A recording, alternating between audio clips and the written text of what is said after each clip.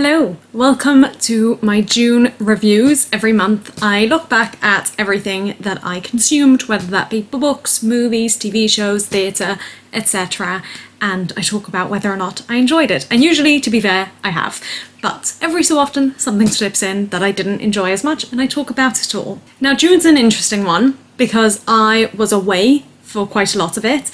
And so I didn't necessarily experience as much in terms of books, movies, TV shows, but obviously in terms of travel and also in terms of theatre.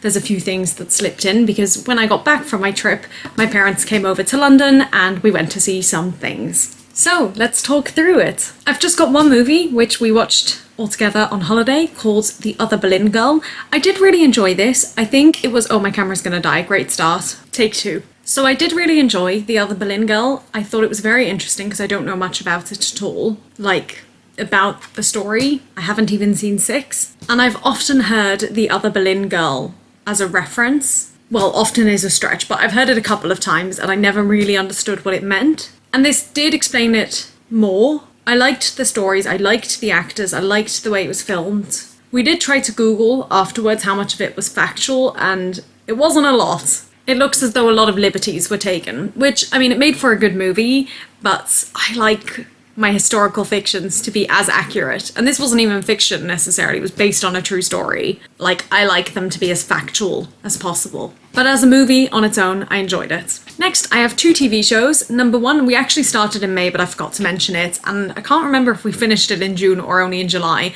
but it's You Season 5. Wayne and I have been watching You more or less since it first came out, and when we knew about season 5 coming out, we were very excited to watch it. It just took us a lot of time because neither of us had much time off and definitely not together. But by now, as of when I'm filming this, we have finished it.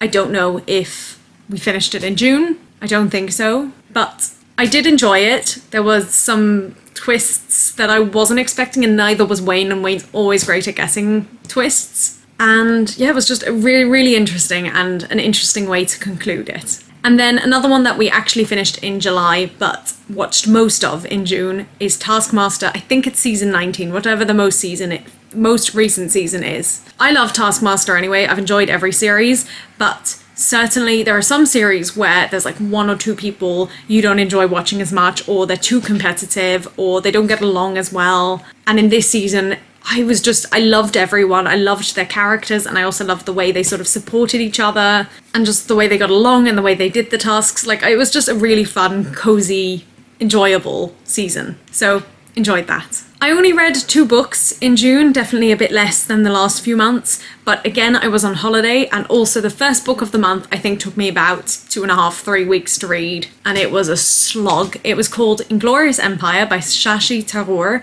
and it was really interesting, but it was just like fact after fact after fact, and that's not what I wanted from it. I did learn some things from it. I also definitely zoned out. I was listening to it as an audiobook and there's definitely chunks of it that I missed because it just felt so dense and I don't know, I was hoping it to be a bit more like a story. I've read a number of non-fictions that are written more in that sort of story format and I definitely prefer that. And that's what I was hoping this would be, and it just wasn't really. But it was really interesting, and if you are interested in, like, you know, the way the British ruled India or whatever you want to call it. Well, no, they did. Like, that is really interesting because I've always known about it and I've, you know, watched lots of movies sort of set during that time, but not really ever learnt the history or the full story.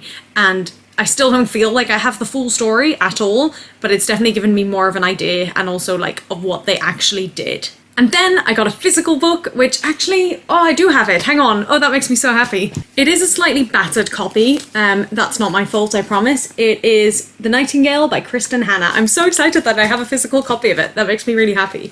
So my father read this book while we were on holiday and I really wanted a physical book. I said to myself when I was packing, do I bring a physical book? But the physical books I had were all quite chunky, probably about the same size as this, if not bigger. And we were already quite pushed for space in the end. And so I didn't want to, you know, carry an extra thing. And I was kind of like, am I really gonna have time to read it? And also I have an audiobook. I'm still struggling with Inglorious Empire. I can just listen to that while I'm, you know, at the beach or whatever. And how wrong I was. I don't even know why. I think in part because I enjoyed still being part of the conversation, so I didn't want to put headphones in. But then also maybe because I was like, my hair was wet or I was like salty, so I didn't want to be like putting things, you know, on my hair or in my ears or anything. And maybe just because it was also like a really tough book for me to read. I just didn't want to be sitting by the pool and listening to a book. And so I was really regretting not having brought a physical book. And I mentioned it to my mum, and actually my grandma was reading a book by, who was it by? Leslie Pace, the one who wrote Secrets. And I remember I loved Secrets, and I sort of read the blurb of my grandma's book and it looked really interesting. And I was like, if she finishes the book before the holiday ends, I'm going to ask to borrow it for the rest of the holiday. But unfortunately, she did not. But because I'd mentioned it to my mum, she must have told my father, because he finished his book and said, this one's for you. And it's set during the Second World War. So again, I love me some historical fiction, as I've mentioned, I think in every video, every reviews video. And it's basically the story of two sisters in France who take different paths during the Second World War. One is very much like resistance, and one is kind of just like, it sucks, but there's not much I can do, so I'm just gonna live with it. And I really liked the story, I liked the characters, I liked the setting. Again, like France during the Second World War is just like slightly, for me, something I'm not as aware of. I have been reading more books sort of set in that era, I don't know what you want to call it, time period and location. But I definitely feel like I don't know as much about it as sort of, you know, Holland and Belgium and that kind of thing. And I just enjoyed so much of it. I really loved it, and I loved, you know, having a physical copy. I'm such a sucker for a physical copy. I read so many audiobooks nowadays because it is just like more efficient for me. But, you know, actually like holding onto a book and reading it and just being engrossed in it, it just felt so good. The ending was interesting as well. It was all, I liked it. I did see one review after that was kind of saying this is not totally accurate. And I found that review because I was trying to find the location where this is set on a map of France, because I was like, I've not heard of this before. And it's because it's a fictional town. And there was someone sort of saying what Kristen Hanna has done with the story doesn't make sense in terms of its location and all that. So, you know, take it with a grain of salt, but I enjoyed it. I really enjoyed it. On to plays, I've just got one, but it was a really good one, and it's Giants. I think I've mentioned already on here a number of times that I really wanted to see it when it was on last year, but it was on literally for 1 month, and it was more or less the exact month that I was in Australia. And I really wanted to see it then, but I didn't get around to it, obviously. And then I heard some really good reviews, and then obviously it also got the Olivier nominations and awards. And one of my father's colleagues mentioned that I should go see it. And my grandma was interested in it, and she's not really into theatre that much. So, you know, we just kind of were like, well, when my parents are here, let's go. And I thought it was really interesting and really well done. I really enjoyed it. I mean, enjoy is the wrong word, but I thought it was, I did enjoy it. I'm really, really, really glad I went to see it, and I would definitely recommend it. Although it is not cheap, and I don't think it has any, like, cheap schemes. And I get very mad at theatres who don't have cheap schemes or shows or whatever. But I do recommend it. And then I've got 3 musicals. Number 1 is The Mad Ones, which is a show I first was introduced to during COVID and really liked during COVID, but couldn't find much of because it was kind of niche and not, you know, as big or popular. And so finally seeing it on stage was really cool and very emotional. My goodness, I knew it was a sad show, but wow. So yeah, definitely enjoyed that. Then we went to see Hadestown, and I almost don't dare say this, but it was probably, I don't know if it was my least favourite of the month looking at it now. I think it was. It was not my favourite show ever. I really enjoyed it, don't get me wrong, I did really enjoy it. I thought the cast were brilliant, especially the Fates. There was a lot I really liked about it, a lot. But it just didn't quite live up to the hype that I've heard about it. You know, it seems to be like every theatre kid's new favourite musical. It seems to be the new Dear Evan Hansen or whatever. And I just wasn't that sold on it. I enjoyed it, and that was it. I enjoyed it. I'm sorry. That's not to say I wouldn't love to play Eurydice though.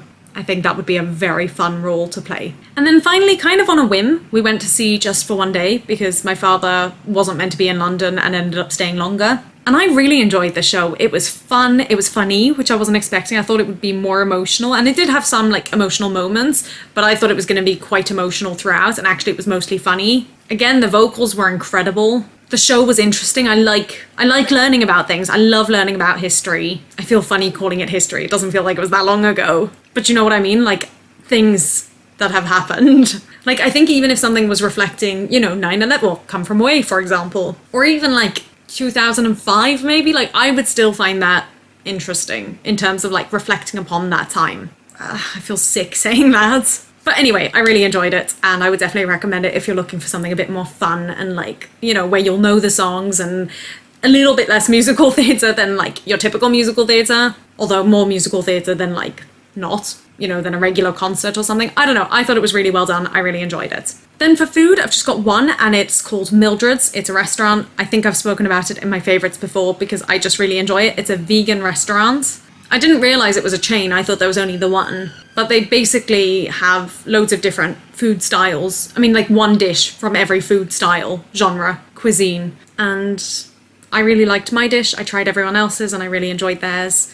I like vegan food done right, and I love it when something is totally vegan or totally vegetarian because I can just trust that what I've got is vegan or vegetarian. Especially in this case where it's such a good fake meat that if I didn't know, I would be concerned that it's real meat. So yeah, that was a big hit. Next, fashion. I've again just got one, and it's a green skirt, well, sort of bluey green, and it's long. I never wear long skirts. I never wear anything. And I spent most of the second half of our holiday debating whether or not to get it, and everyone told me to get it, and I've worn it a number of times, and it does make me very happy, so everyone was right. It's very rare that I buy new clothes for myself. I mean, I say that, my mum paid for it, but that I let her pay for things, or let myself get new items of clothing that aren't secondhand, it's very rare. But as I say, the number of times I've worn it already have made me very happy, and I've worn it in like different contexts, and it works for lots of things. Why is this camera battery dying as well? That's not cool. So yeah, overall, really happy.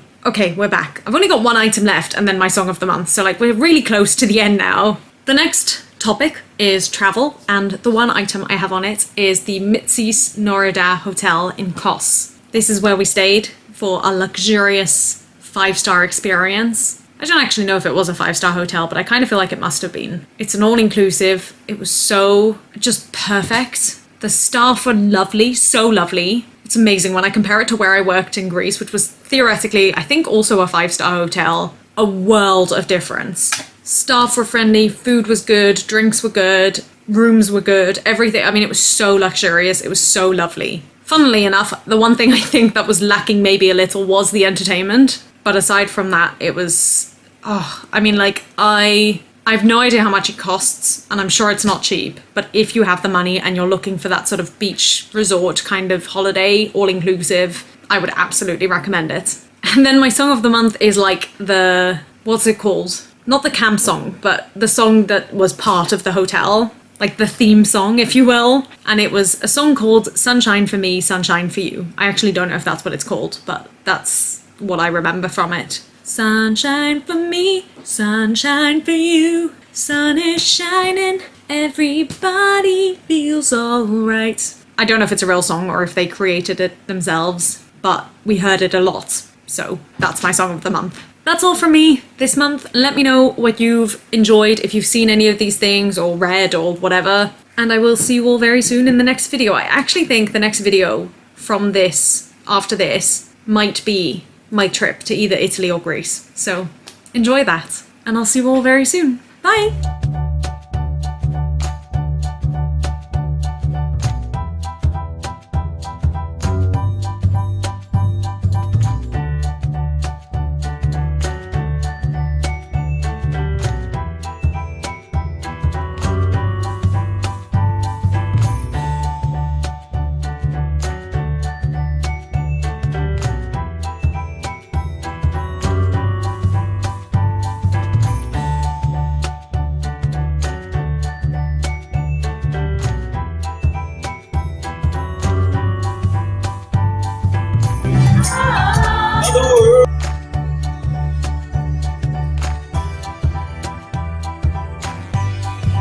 I'm hoping to go for 10 kilometers, so and